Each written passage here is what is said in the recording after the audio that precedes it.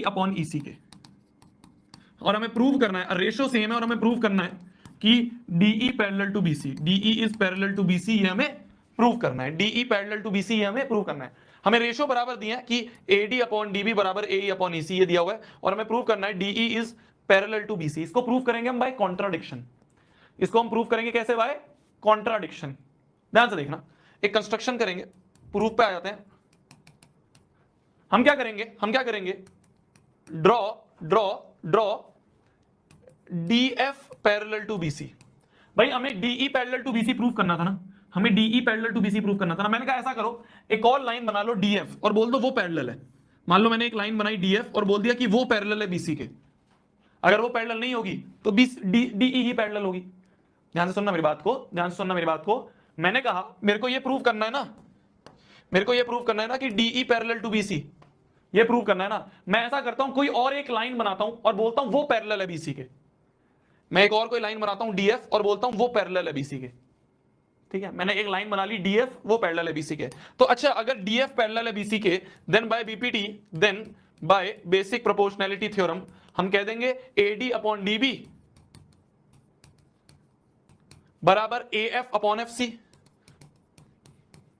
भाई अगर DF parallel है BC के, तो ये अपॉन ये बराबर ये अपॉन ये होगा, ये अपॉन ये बराबर ये अपॉन ये होगा, है ना, ये होगा। बहुत बढ़िया। अब देखो ध्यान से, ये हमें गिवन था फर्स्ट और ये हमने लिख दिया, तो हम बोल देंगे फ्रॉम फर्स्ट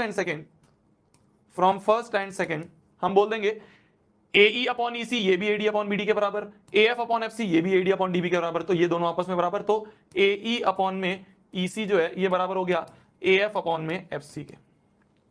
ठीक है भाई, ये भी AD अपॉन DB के बराबर, ये भी AD अपॉन DB के बराबर, तो ये दोनों आपस में बराबर हो गए। ठीक है, तो AE अपॉन EC जो है AF अपॉन FC के बराबर हो गए। ऐसा करो, यहां पे एडिंग वन बोथ साइड्स कर दो।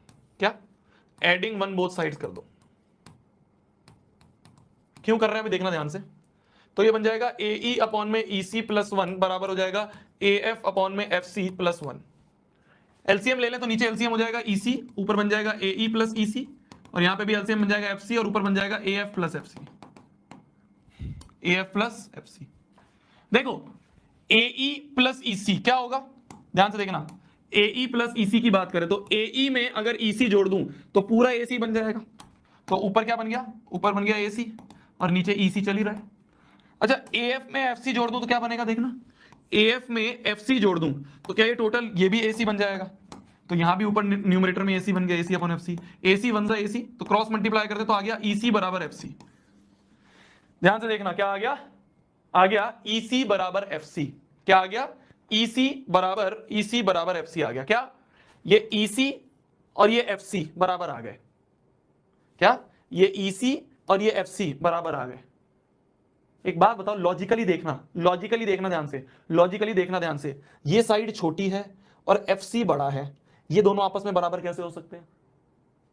भाई छोटा और बड़ा डायग्राम में ही दिख रहा है ना, EC छोटा है FC बड़ा है, ये दोनों बराबर कैसे हो सकते हैं? These two cannot be equal, ये तो डायग्राम में ही दिख रहा है। तो मतलब कि ये जो हमने F पॉइंट माना है ना, ये F और E ये सेम ही पॉइंट है। ये जो हमने बोल दिया ना कि DF पैरेलल टू BC, ऐसा कुछ नहीं है, DF नहीं है, F और E एक ही पॉइंट है। तो लॉजिकली DE ही एक ऐसा पॉइंट है जो कि BC के पैरेलल है। DE एक ऐसी लाइन है जो कि BC के पैरेलल है। तो हम इसमें बोल देंगे तो which means E and F coincides. E और F जो है वो सेम ही पॉइंट है,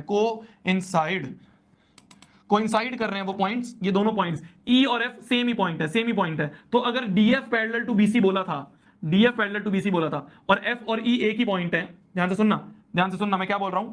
मैंने शुरुआत में बोल दिया था ना DF पैरेलल टू BC, और अब मैं बोल रहा हूं F और E एक ही पॉइंट है, तो therefore DE is parallel to BC। तो therefore DE is parallel to BC। F और E एक ही पॉइंट है, तो अगर DF BC के पैरेलल था तो F और E तो एक ही पॉइंट है ना, तो DE is parallel to BC।